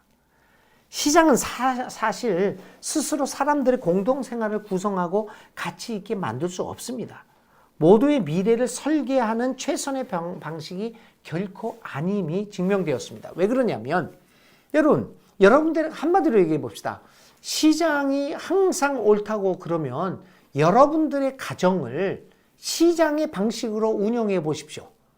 여러분의 가정은 망합니다. 하긴 뭐 우리 애들 교육시킬 때도 시장 경제 원리로 교육시켰으니까 구두 닦아 놓으면 얼마 뭐 딱 했었으니까. 근데 그것도 이제 사실 뭐 사랑에 의한 것이지 경쟁에 의한 것은 아니지 않았습니까? 근데 시장 경제가 당장 우리 가정에서 통용이 안 됩니다. 그거 하면 우리 가정 망합니다. 우리 친구 사이에서도, 연인 사이에서, 예를 들면 부부 사이에서 시장 격리 한번 해보십시오. 너 나한테 얼마큼 해주냐? 나는 너한테 얼마큼 주겠다. 이 관계가 이루어지지 않습니다. 우리의 미래를 설계하는데 최선의 방식이 아님을 우리들은 이미 경험을 했습니다. 그리고 사실상요, 이 시장이 얼마나 왜곡되어지는 거를, 시장이 옳다면 왜곡되어져서는 안 되죠. 오늘 우리가 겪고 있는 시장 경제의 왜곡 현상이 어디서 나옵니까? 부정, 부패, 그 다음에 정실주의. 시장을 어떻게 왜곡시키고 또는 금융 부분의 과도한 성장이 불평등을 심화시켰는지 우리는 이미 목격했습니다. 또 보건이나 교육, 물과 같은 공공 서비스의 민영화는 오히려 가난한 사람들, 특히 여성을 소외시킨다는 사실을 드러났습니다. 우리나라에서 가장 잘하는 것 중에 하나가 이거 의료보험 아닙니까? 여러분 여기서 안 살아보신 분들은 그거 잘 모르실 겁니다. 저는 자, 미국에 가서도요. 미국에서 얼마 머물다가 머리가 너무 아파서 공항에서 쓰러진 적이 있었어요. 좀 스트레스가 너무 심해가지고. 왜냐면 비행기가 자꾸만 연발되는 거예요. 제가 어떤 강연을 하러 다른 도시로 이동을 해야 되고, 제가 메인 스피커였기 때문에 제가 도착을 해야지 그 큰 그 국제대회였거든요. 그게 시작이 되는 거예요. 근데 이게 자꾸만 연발되는 거예요. 미치겠대. 그래가지고 이게 스트레스 무섭더라. 시간이 점점점 가는데, 이게 다 굳어지더니 이 머리가 폭파할 것 같은 아픔에서 쓰러졌어요. 근데 911에서 오더라고. 공항에서 쓰러졌어요, 제가. 저를 하더니 큰장한 놈들이 오더니 나를 실어가지고 이제 병원으로 데리고 갑시다. 아파 죽겠는데 뭐. 그랬더니 하여튼 그 접수하는데 이제 갔어요. 그랬더니 접수하는 사람이 나보고 딱 뭐라고 그러는 줄 알아? 크레딧 카드. 그래서 내가 갑자기 머리 아픈 게 잊어버리고 What? 왜요? 그랬지? 그랬더니 병원비를 지불해야 된대. 그 순간적으로 그 얼마 지불하냐고 그러니까 일단 컨설트 하는데 200불이래요. 그럼 내가 그다음에 어떡하니까 머리가 아프니까 뭐 엑스레이도 못 찍어보고 얼마나 나올지는 모른다는 거야. 그래서 사실 엑스레이 하나 찍으면 1,500불이거든요. 150만 원.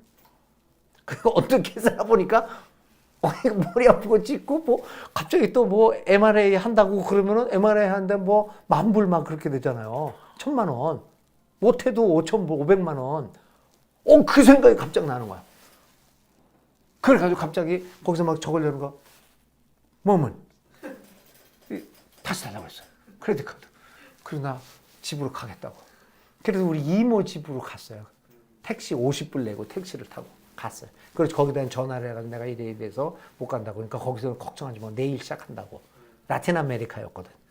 그러니까 라틴 아메리카 사람들이니까 그렇게 느긋하지. 그러니까 오늘 못하면 뭐 오늘 우리끼리 놀고 뭐 밥 먹고 그러면 된대. 그리고 내일 너 와서 무사히 오기만 하면 된대. 그 집에 갔어요. 하룻밤 쫙 잤더니 하나도 안 아픈 거야. 이 보건이나 교육이 민영화됐을 때 맞는 위험이 이겁니다. 그러니까 이미 다 경험해요. 시장은 항상 옳지 않습니다. 그런데도 우리는 얘기하고. 두 번째, 기업은 이익을 최대화하고 그 이윤을 주주들에게 돌려준다라고 얘기합니다. 근데 여러분들이 우리들이 이 자본주의에 저항하지 못하고 우리가 뭘 하냐면 주주들에 들어가기 위해서 회사에서 회사 일 안 하고 이거를 하고 있는 거죠. 근데 이 말도 거짓말들입니다. 기업은 이익을 최대화하고 그 이윤을 주주들에게 돌려준다. 그 이윤의 대부분은 누가 가니까 최대의 주주가 가져가는 것이죠. 이러한 그래서 이제 그래가지고 이제 그러한 저항, 여기에 대한 저항이 여러분들이 우리가 유명한 2011년 9월 17일 월스트리트, 를 중심으로 일어났던 Occupy Wall Street 운동이었잖아요. 월가를 정복하라, 점령하라, Occupy.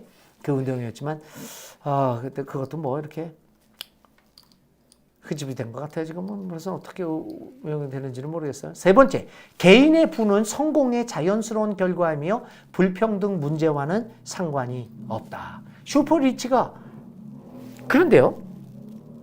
여러분, 슈퍼리치가 존재하는 것은 과연 그들의 그 노력의 자연스러운 결과일까요? 아니죠.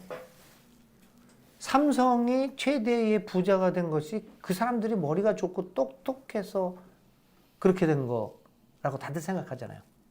유능한 그 경영 능력이다. 무슨 우리나라 말처럼 무슨 귀신 씨나라 까먹는 이야기가 아닙니다. 그 유명한 그 주식 투자가 그 누구지? 이름 까먹어. 좀 도와주세요. 그 있잖아요. 오렌 버핏. 주식에 관심이 많으십니까? 워렌 버핏. 워렌 버핏이 그 유명한 얘기 아닙니까? 워렌 버핏이 이런 얘기를 했습니다. 부자의 상속세를 이렇게 낮춰서는 안 된다. 나는 워렌 버핏의 얘기입니다. 나는 투자에 기가 막힌 재주가 있다. 나는 어디에 돈이 있는 거를 보인다. 이걸 하면 오를 것이다, 안 오를 것이다. 보인다는 거죠. 나도 좀 옛날에 보이고 그랬었는데. 그래서 돈 버는 재주가 있다는 거예요. 그런데 워렌 버핏이 그 다음에 얘기하는 얘기가, 그런데 만일 내가 아프리카의 가난한 나라에 태어났다면 내가 이러한 재능을 가지고 있었다고 하더라도 오늘 내가 슈퍼 리치가 될 수 있었겠느냐 라는 질문을 던진 거죠. 그러므로 나와 같은 똑같은 노력과 재능을 하는 사람이 미국이 아니라 아프리카 저 가난한 섬나라에 있었다면 어떻게 됐을까? 그는 부자가 되지 못했다는 거예요. 그러면서 워렌 버핏이 얘기했던 게, 내가 부자가 된 것은 미국 덕분이다.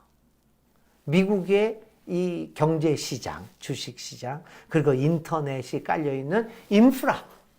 그러니까 거기에 그 인프라 스트럭처들이 좋았기 때문에 내가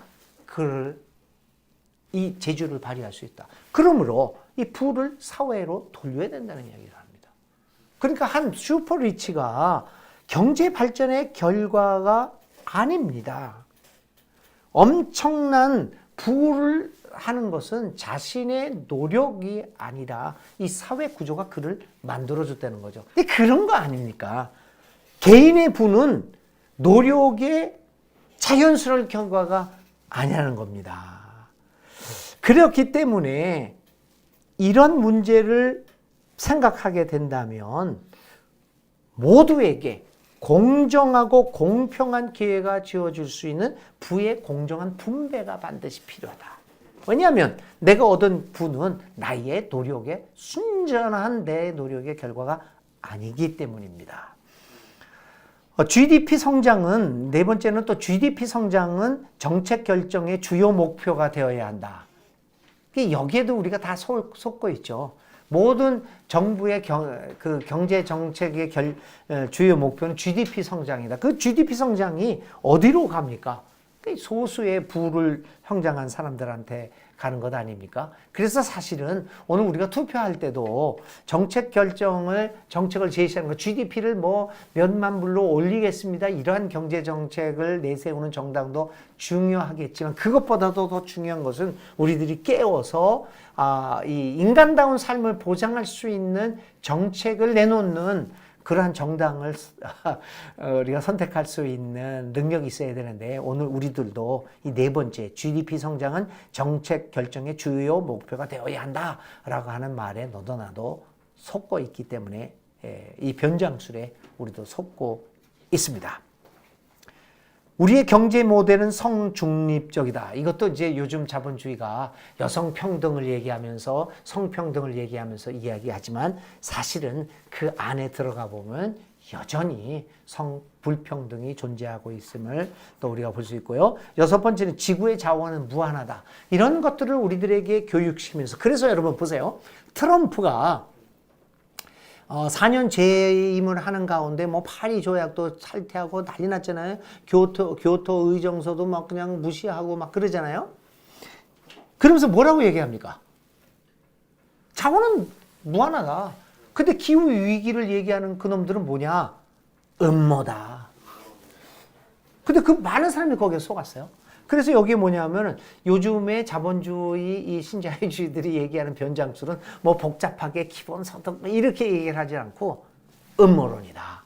기후위기는.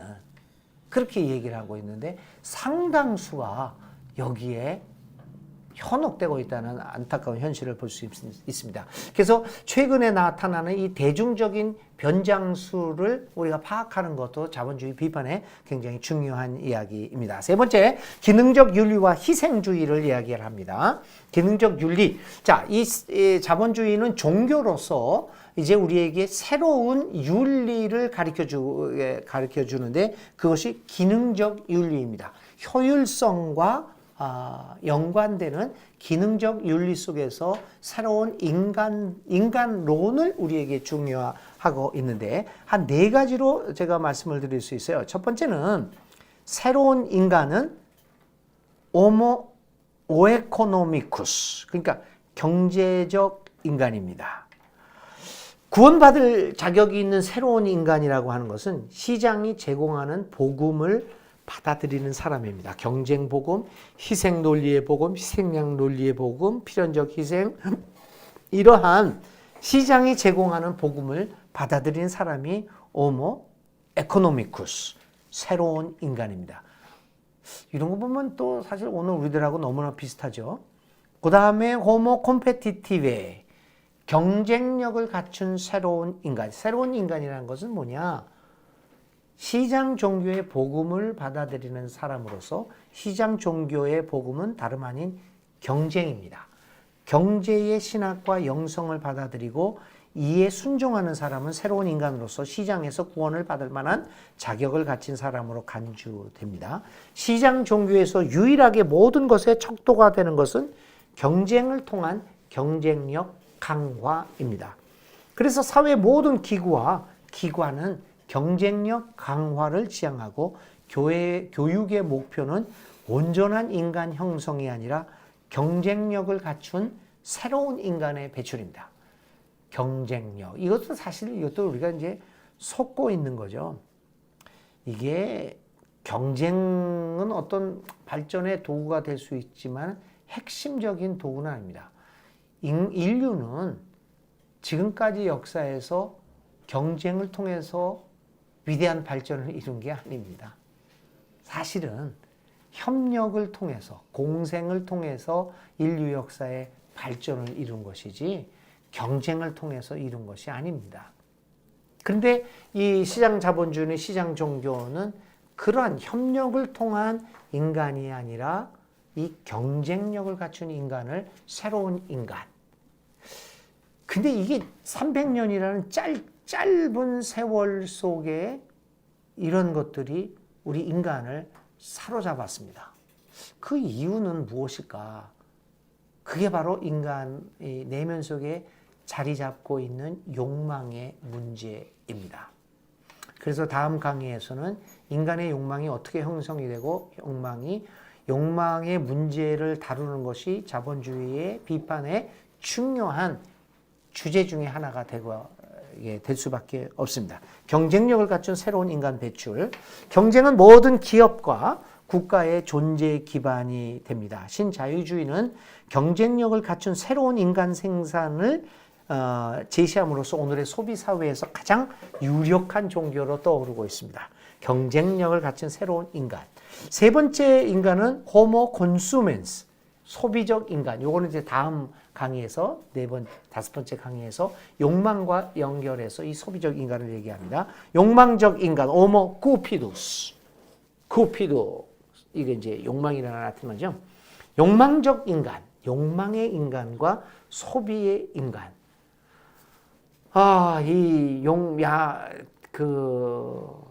야망을 갖고 꿈을 꾸게 만드는 인간. 그래서 욕망이 없는 사람들은 이 경쟁 사회에서는 이 신자유주의 시장 종교에서는 필요 없는 인간이 됩니다. 다 욕망을 가지고 어떤 꿈을 이루려고.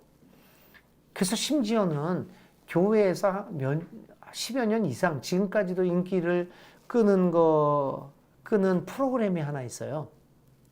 그게 저기 누구지? 마이애미인가? 어디? 마이애미 아니지. 세들백 교회가 어디 있죠? 캘리포니아 쪽에. 그쵸? 네. 이름이 누구지? 워렌? 릭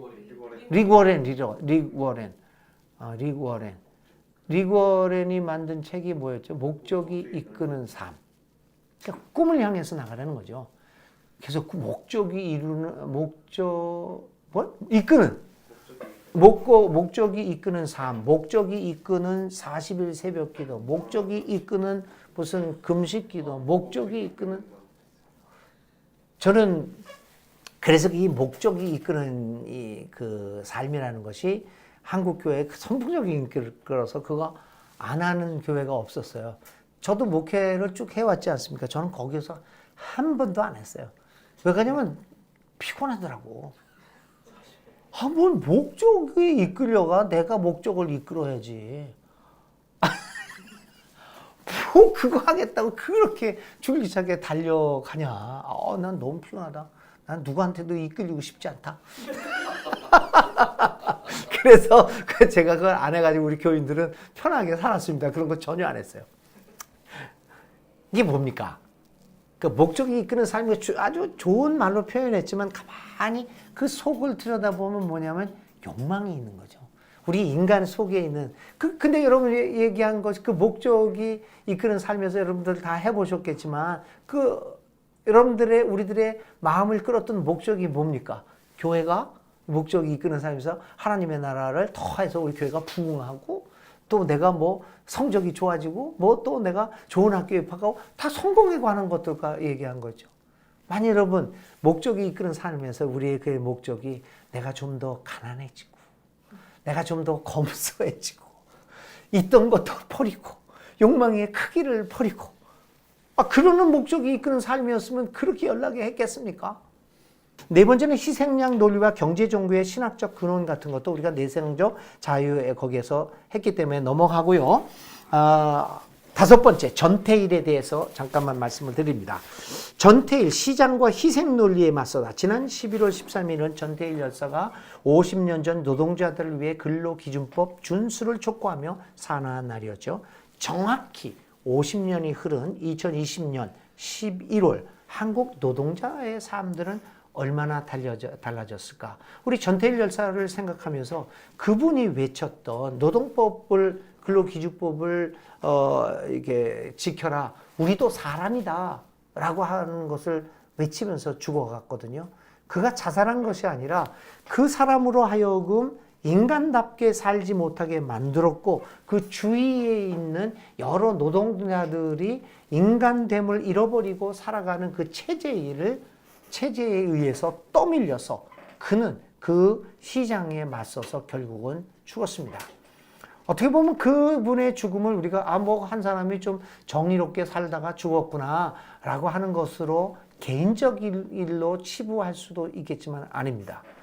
전태일의 죽음은 당시 우리나라의 정말 비인간적인 자본주의 시장 체제가 제대로 도입되는 그 순간에 이 전태일은 이 시장 체제의 종교성과 사악함, 그 잔인함을 보고 자기 자신을 던졌던 겁니다. 그러면 그만큼 깨어있던 만 22살이라밖에 안 되는 젊은 나이였지만 굉장히 깨어있는 의식을 가지고 이 시장이라고 하는 신에게, 거짓 신에게 덤벼들었던 아주 독특한 그러한 생각을 가진 사람이라고 봅니다.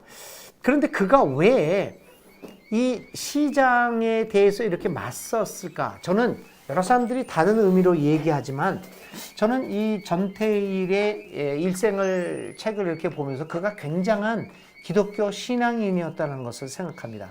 그 종교적 헌신이, 기독교에 대한 헌신이 시장의 우상성을 발견한 것이 아닌가라는 생각을 합니다. 그래서 그는 생명을 던져서 그 거짓 신을 향하여 저항을 했던 것입니다.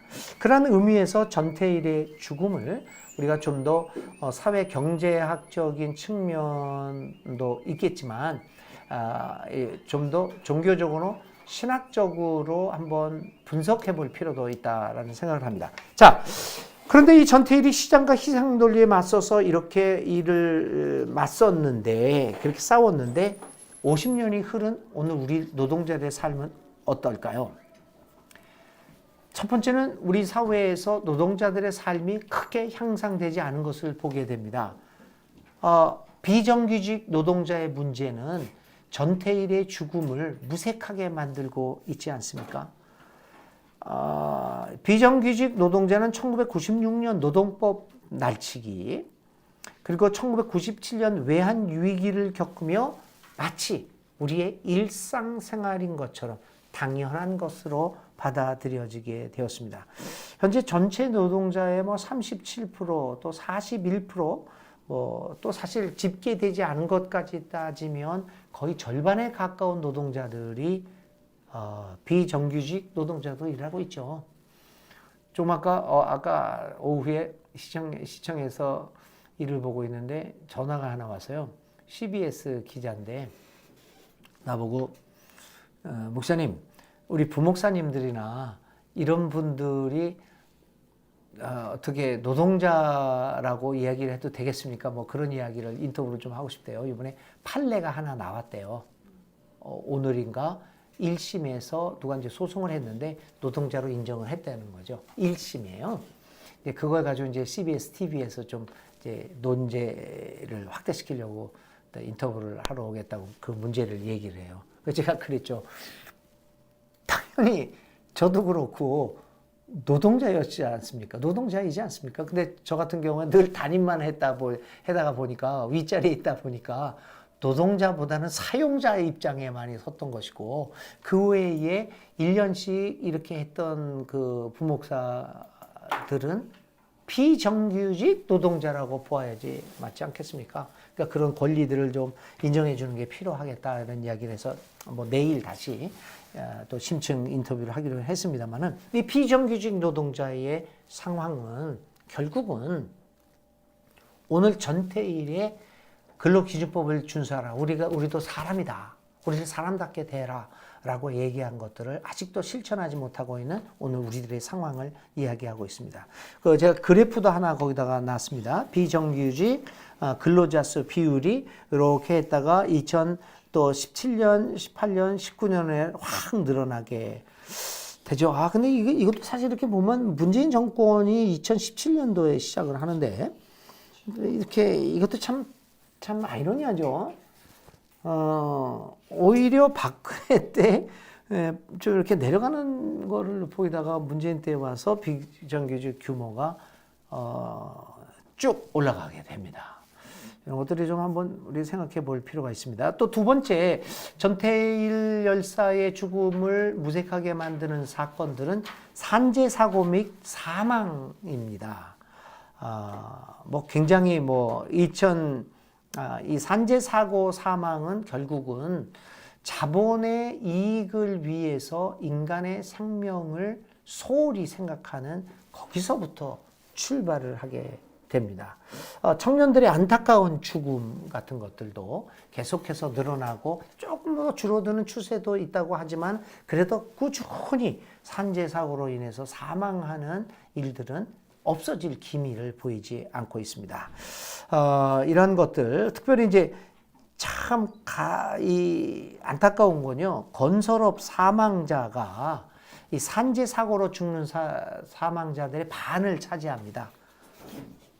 그리고 나서 이제 제조업과 서비스업이 되는데, 또 안타까운 거는 이 건설 노동자가 사고의 사망자의 절반을 차지하는데, 그 사고 유형별로 보면 추락사고입니다. 40%가. 건축 노동자. 발판이 무너지는 이유도 어처구니 없는 이유죠. 사실 조금만, 나사 하나만 이렇게 돌렸다고 하더라도 떨어지지 않는데. 근데 그거 하나 안 하기 때문에 떨어져 죽습니다. 올해, 그러니까 2019년도에 376명이 떨어져 죽었는데, 이 건설업 추락 사망자는 2014년부터 계속해서 증가 추세입니다. 2014년에 256명이 죽었는데, 작년에는 376명이 죽는 것으로 이제 늘어나게 되었어요. 질병에 관련해서 죽는 환자도 늘고 있고, 하여튼, 이 사고 사망이 계속해서 있다고 하는 것은 오늘 우리 기업들이나 우리 이 경제 체제가 무엇을 중심으로 이루어지고 있는가라고 하는 것들을 보게 됩니다. 최근에 사회적 문제가 된 것은 산재 사고 및 사망에서 문제가 되고 있는 것은 택배 노동자들의 문제입니다. 그건 우리들도 좀 너무, 그래서 우리 시민들 사이에서도 그 뭐지? 로켓 배송?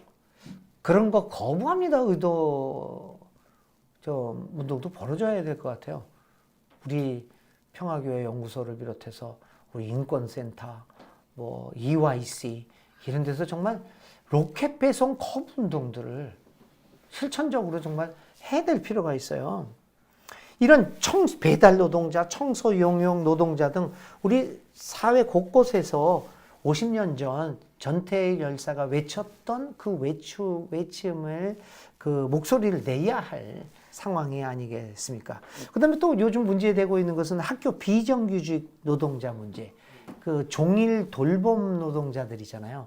이제 이런 문제들, 이런 사각지대에 있는 노동자들에 대해 관심과 우리가 사랑을 좀 기울여야 될 것이 바로 전태일 열사의 외침에 응답하는 방법입니다. 전태일 열사는 정규직이었다고 그래요. 근데 정규직이었던 사람이 왜 그렇게 했을까? 그는 자기는 직업이 재단사로서 이제 직업이 안정이 되어 있는데 그 여공들, 바느질 하고 있는 여공들은 다 그 비정규직이었죠. 요즘 말로 얘기하면.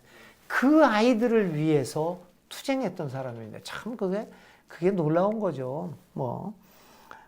이러한 그 전태일 열사의 죽음을 무삭해 하는 이러한 그 산재 사고 및 사망들이 계속해서 일어나고 있다고 하는 것들은 우리들에게 참 전태일 열사를 다시 한번 생각해보고 그분의 정신을 이어나가야 할 필요성을 우리에게 좀 더 강조해 주고 있습니다. 산재 사고 및 사망도 제가 그래픽을 여러분들한테 소개를 하고 있습니다. 자, 이제 오늘 이 희생양, 인간 생명의 희생에 대해서 자본주의 종교가 왜 어떻게 인간 생명을 그렇게 희생시키라고 하는 것들에 대한 현장 이야기를 함으로써 오늘 제 강의를 마치려고 합니다. 2020년 NCCK 인권상 수상자는 김진숙 씨입니다. 1960년생입니다. 그러니까 올해로서 만 60세가 돼서 일반 노동자로서 은퇴를 하는 정년 퇴직을 하는 날입니다. 이제 딱 한 달 남았습니다. 아직도 해고자죠. 이 김진숙 씨의 경우는요, 자본주의의 종교적 성격을 가장 잘 드러내는 사례입니다. 제가 직접 가서 부산에 가서 이 노동자들하고 이야기를 하면서 다시 한번 느꼈던 것이 이게 종교구나. 왜 김진숙 씨가 아직도 복직을 못하고 있느냐라고 하는 이유를 현장에서 볼 수 있었습니다. 김진숙의 예를 통하여 자본주의에 대한 종교적 비판의 정당성과 시장의 우상적 성격을 벗겨내지 않고서는 우리의 삶과 우리의 노동의 해방은 불가능함을 알 수 있었습니다. 다시 말해서 시장이 이렇게 잘못한다, 저렇게 잘못한다, 뭐 이런 정책을 써야 될 것이다, 뭐 이런 것도 그 수정을 제시하는 여러 가지 정책도 중요하지만 근본적인 것은 뭐냐면 우리나라 국민들이 또 우리 특별히 기독교인들이 이 시장이 우상이다 라고 하는 그 시장의 우상적 성격을 깨닫는 겁니다. 이거를 깨닫지 않고서는 진정한 노동의 행복은 이루어지지 않습니다. 자, 한번 봅시다. 이 김진숙 씨의 삶을 한번 이렇게 돌아다 보면 18살 때부터 보세 공장 시다를 했습니다. 시다 뭔지 아시죠? 안 해보셨지? 저는 이민생활에서 좀 해봤어요. 그 봉제 공장. 이렇게 그 시다가 뭐 하냐면은 뭐 심부름도 막 하고 이렇게 바느질해서 나오면 이렇게 나오는 그 뭡니까 이거 실밥 같은 거 있어요. 그런 거 탁, 그것도 가위로 하면 안 되지. 이렇게 하는 게 있어요. 이걸로 탁탁. 너무너무 힘듭니다. 가진 일 다 하고 시다, 신문 배달, 우유 배달, 시내버스 양 등의 일을 합니다. 60년 생이에요. 근데 21살 되는 1981년 10월 1일 날 한진중공업의 전신은 대한조선공사에 최초로 여성으로 용접사로 입사를 합니다. 기가 막히죠. 용접이라고 하는 건 남자의 일인데 남자의 성욕을 깨고 이거 아주 기록할 만한 일이었습니다. 81년 10월 달에 여성으로 최초로 용접공으로 조선공사에 조선소에 입사를 합니다. 근데 86년 근데 이제 그녀가 일을 하면서 거기에 노동조합이 있었는데 거기에 어용 노동조합이죠. 그렇게 힘을 발휘할 수 없는 그런 부당함을 이 사람이 이제 느끼게 됩니다. 노조가 있긴 있었어요. 근데 부당함을 느낍니다. 그래서 야, 내가 여기 들어가서 진정한 노동자들을 위해서 자본의 횡포를 막아내겠다라고 하는 생각으로 대의원의 선거에 나가고 그 회사의 방해에도 불구하고 86년 2월 18일 날 노조 대의원에 당선됩니다. 들어가서 이렇게 그 전부터 알았지만 이 노조 집행부의 어용성을 폭로하는 유인물을 이틀 후에 대의원 당선된 이틀 후에 많이도 한 거지는 않았어요. 그냥 출근하는 사람들한테 이렇게 좀 이런 프린트물을 나누어 주었습니다. 붙잡혔습니다. 대공분실에 연행되어서 고문을 당합니다. 그리고 86년 7월 14일 그러니까 5개월 만에 징계 해고를 당합니다. 해고 이유는 무단 결근과 상사 명령 복종입니다. 그 뭘 했냐면 이 김진숙 씨가 용접을 하는 사람 아니에요. 그러니까 조선소 안에 들어와서 마당에서 이걸 해야 되지 않습니까? 그러니까 근데 이 사무실을 저쪽 사무실로 가라고 그런 거예요. 그러니까 난 내 사무실이 여기서 일터에 있는데 해가지고 이쪽으로 출근을 한 거죠. 일주일을. 그게 부단 결근으로 처리가 됩니다. 그 상사 명령 불복종. 그러니까 징계를 합니다.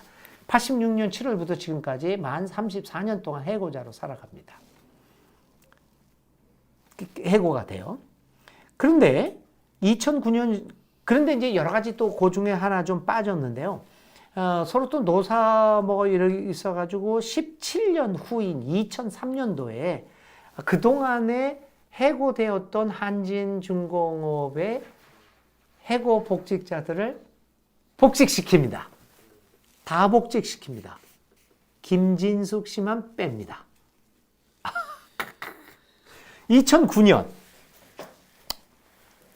민주화운동 관련자 명예회복 및 보상심의위원회 있었잖아요. 거기서 한진중공업에서의 노조 민주화 활동을 민주화운동으로 인정을 했습니다.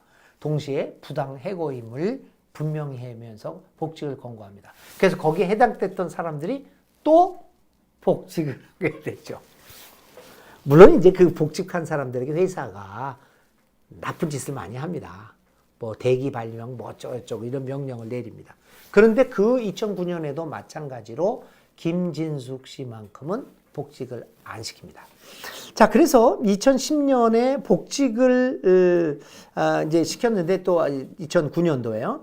그 이제 복직을 뭐 행정명령 뭐 이렇게 해서 하긴 했지만 김진숙 씨만 복직을 안 됐습니다. 2010년 12월 15일 경영 악화를 이유로 한진중공업 측이 생산지 근로자 400명을 희망퇴직시키기로 결정한 것에 김진숙 씨가 반발을 합니다. 노동조합이요.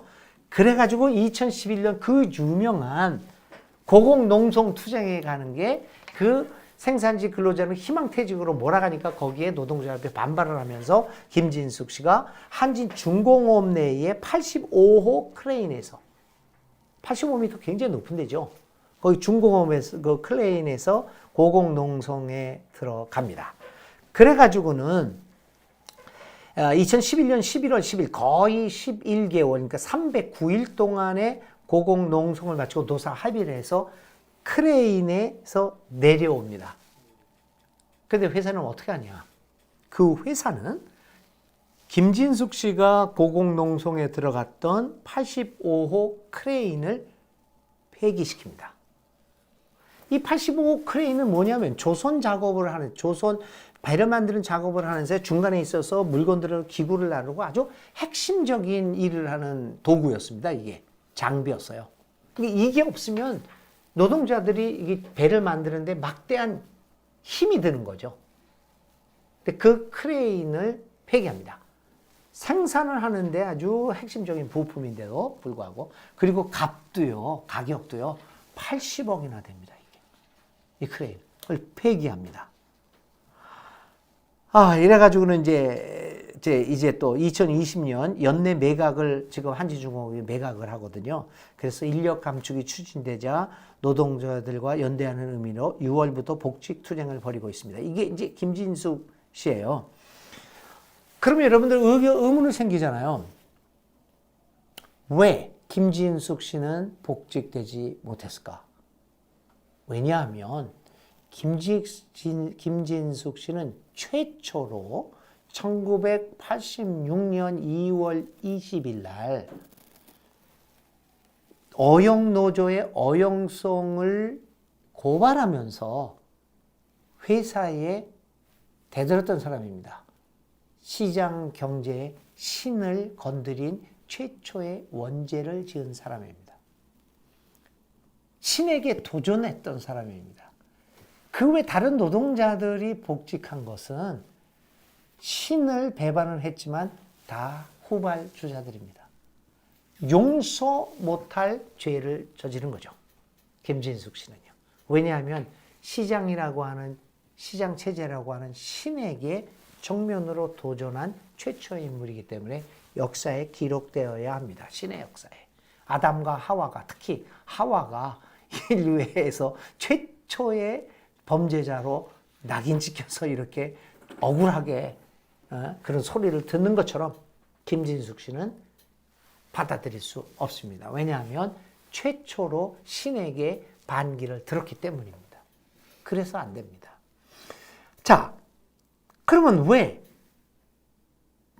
85 크레인은 폐기를 합니까? 마찬가지입니다. 85 크레인은 신에게 대항하는 우상의 성전이기 때문입니다. 그래서 어떤 들에 가서 다른 신을, 뭐 구약에서도 그렇잖아요. 다른 나라, 다른 지역에 가서 전쟁에 승리를 하면 그 지역이 섬기는 신전들을 파괴를 시킵니다. 마찬가지입니다. 크레인은 85 크레인은 시장 신에게 대항하는 상징적인 성전입니다.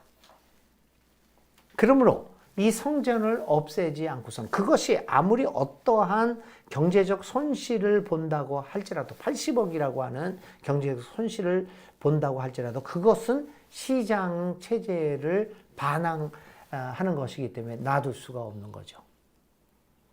여기에서 이 김진숙 씨의 사건은, 이 탄압 문제는 바로 또다시 우리들에게 현장에서, 이론이 아니라 현장에서 실천적인 행위로 시장 신이 이런 통치 행위를 하고 있구나라고 하는 것을 뚜렷하게 볼 수 있는 사건입니다. 그래서 제가 여러분들에게 PPT는 그런 것 아니지만은 여러분들에게 주는 자료에서 한진중공업의 노동투쟁 문제를 그러니까 1987년부터 2012년까지의 기록을 제가 거기다 부착을 했고요. 몇 가지 밑줄 친 게 있습니다. 그 밑줄 친 것들을 보시면 그런 것들이 시장 신에게 반항했던 그런 기록으로, 그런 행위로 해석되었기 때문에 이 김진숙 씨를 용납할 수 없는 그런 것들을 보게 됩니다. 다시 한번 여기서 보게 되지만 이 시장의 우상화가 되는 것, 시장이 신의 자리에 올라섰다라고 하는 것은 이 시장 신은 인간의 희생의 피를 먹고 살아가는 존재라는 것을 다시 한번 우리는 보아야 합니다. 한진중공업의 이야기를 통해서도 다시 한번 오늘 우리가 신학적인, 그래서 기독교의 임무가, 사명이 굉장히 중요하다고 봅니다. 사회적으로, 정치학적으로, 경제학적으로 시장을 비판할 수 있습니다. 그러나 어느 누구도 철학, 사회학에서, 정치학에서, 경제학에서도 시장을 비판하지만 시장의 우상적 성격, 그 우상의 가면을 벗겨내지는 못합니다. 그들의 영역이 아니기 때문이죠. 신학이라고 하는 영역은, 신학은 신의 존재를 증명하는 학문이 아니라 이 세상에서 신의 형상들을 분별해내는 작업이 신학 아니겠습니까? 그렇다면 오늘 하나님이 우리에게 신학을 가르쳐주고 내가 너에게 가르쳐준 신학으로 나의 형상들을 분별하라고 우리에게 사명을 주었으면 우리는 이 시장의 우상적 성격, 이것은 하나님의, 우리의 참 하나님의 형상이 아니다 라고 하는 모습을 드러내는 것. 그것이 오늘 21세기 이 신자본주의, 신자유주의 시대에 살아가는 기독교인들의 중요한 사명 중에 하나입니다. 왜냐하면 우리는 우상을 허락할 수가 없기 때문이다. 왜냐하면 우리에게는 오직 한 분 하나님, 에노 하나님, 유일한 하나님, 단일한 하나님, 그분만을 섬기는 사람들이기 때문입니다.